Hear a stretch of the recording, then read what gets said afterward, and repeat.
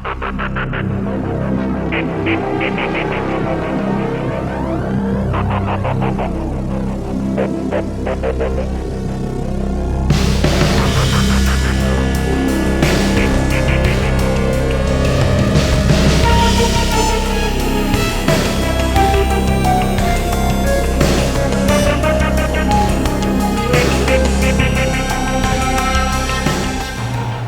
sann!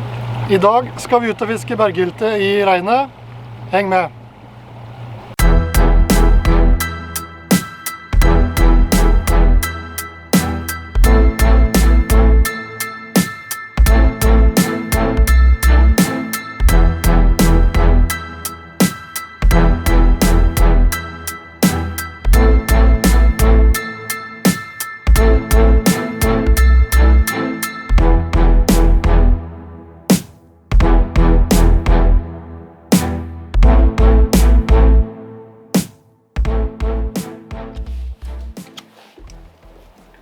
Da har jeg ankret opp utenfor en liten molo her. Berggylta den liker seg godt rundt bryggeanlegg og molo her. Bratte kanter, steder hvor det finnes mat i form av skalldyr og skjell og rur. I dag skal jeg fiske med lett utstyr. Dette er en Prorex X, 5-25 grams stang. Det er egentlig en abborstang. Litt vågalt er det, men erfaringsmessig så tror jeg dette skal gå bra. Berggylta blir ikke så kjempestor i det området her.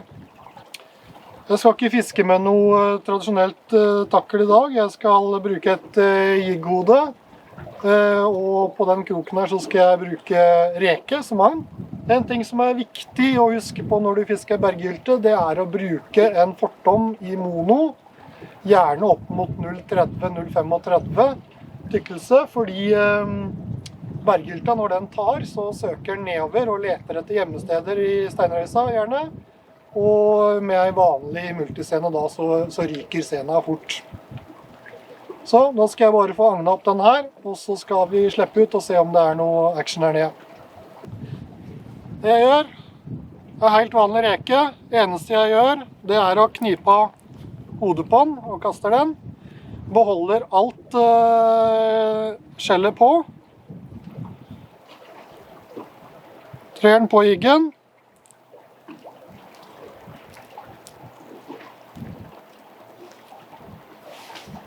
Sånn som det her. Verre er det ikke når du skal fiske berggylte. Sånn.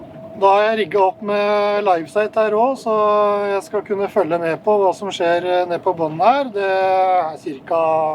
6-7 meter dypt her på den plassen jeg står nå. Så da er det bare å slippe ut, og så får vi se hvordan det går. Det vi ser på livesighten nå, det er at det går grunnere bak båten. Det er det som dere ser på venstre side av skjermen, at bånden går oppover. Og det er fordi at båten ligger nå opp mot vinden med akterenden inn mot land.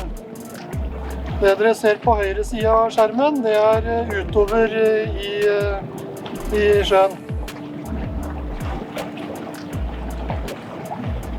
Og det er i de kantene her at berggylta gjerne står.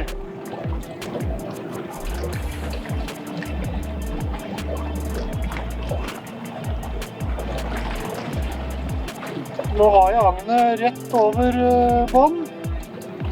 Den forsvinner innimellom steinene når jeg slipper ned. Men det er der berggylta gjerne står.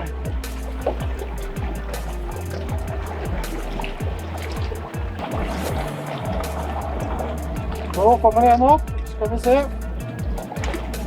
Det skjer noe her.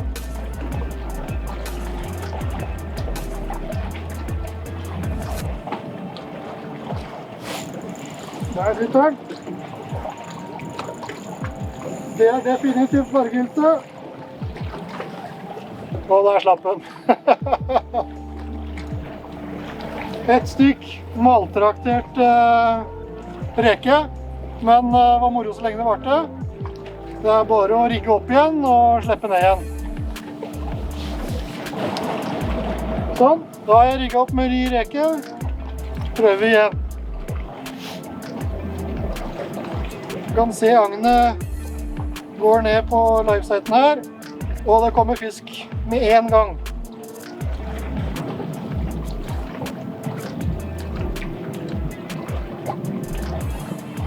Vi vil ikke ha småfisken, vi vil ha den bergylta som står der nede på vann. Nå slipper jeg den helt ned på vann. Det jeg prøver på er å ha agnet ned mot vann, og så sveiver vi litt opp for å lure bergylta ut av steinene. Vi vil ikke kroke den bergylta mens den er ned mellom i steinrøysa her.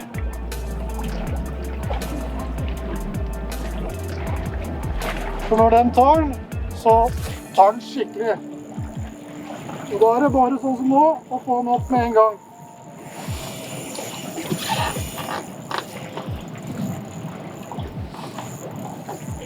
Og dette er utrolig moro på lett utstyr.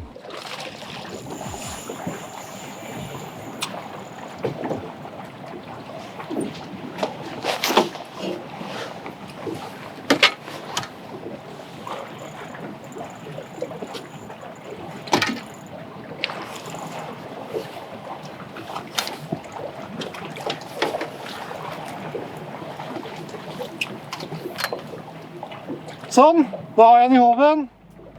Utrolig gøy. Dette er ikke noe liten berggylte heller. Berggylte, det er en av artene som er med i havfiskeren, så denne skal måles.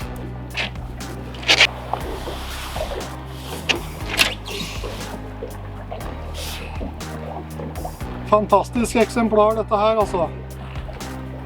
Kjempefin.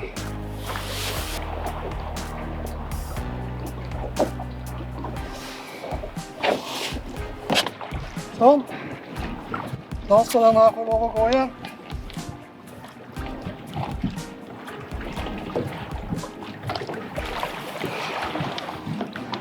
Herlig!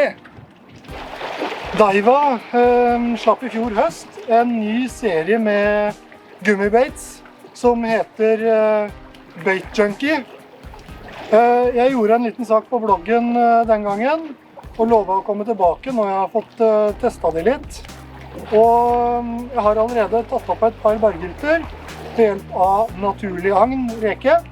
Men jeg har stor tro på at å fiske berggylte, det kan du også gjøre med Bait Junkie gummijigger.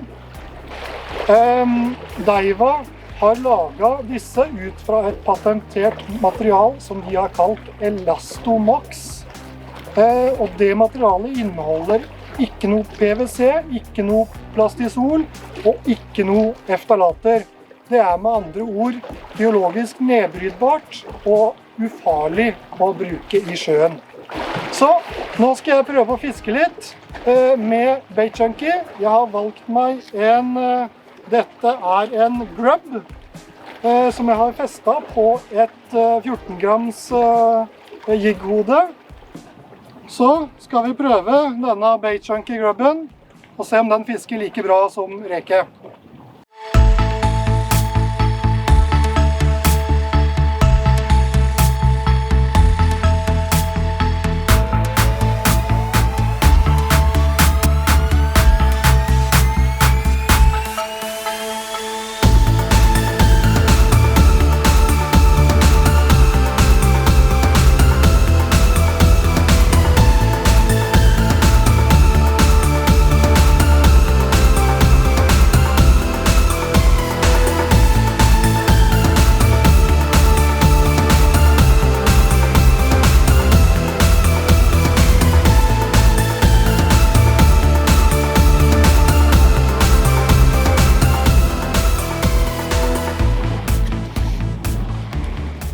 Her har vi en med gummijigg. Fullt mulig å fiske berggylte med gummijigg.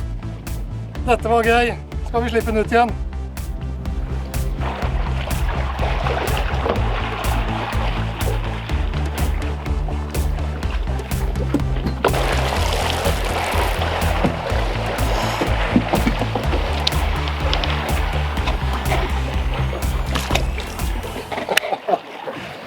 Der gikk den. Daiva Bait Junkie. Nå er jeg tilbake inne i Drammensfjorden. Været har vært utrolig ustabilt i dag. Trodde jeg måtte hjem igjen etter den største berghilta, men så kom sola igjen, og jeg fikk fisket litt til. Fikk opp berghilte på både naturligagn og på Bait Junkie-jigg. Kjempegøy, men det er en ting som jeg nesten må snakke litt om, og det er det jeg har på skjermen her. Det er mye snakk om game changer her i fiske, altså elmotor er det sånn typisk game changer. Men det er jammen realtids-ekkolodd også.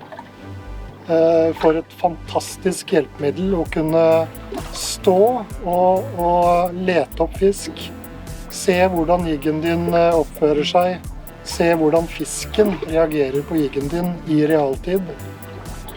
Det er på grensa til juks.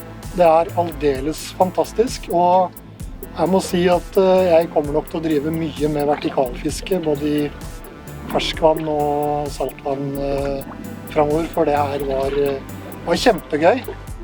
Det å kunne stå med stanga i handa, se på skjermen, se når gylta kom opp fra steinura, jobbe med jiggen til den tar, tolke reaksjonen til fisken. Altså, ja, helt fantastisk. Jeg er ganske gira. Simrad Livesight. Det kommer garantert mer fiske med Livesight. Takk for at du så på. Takk for meg.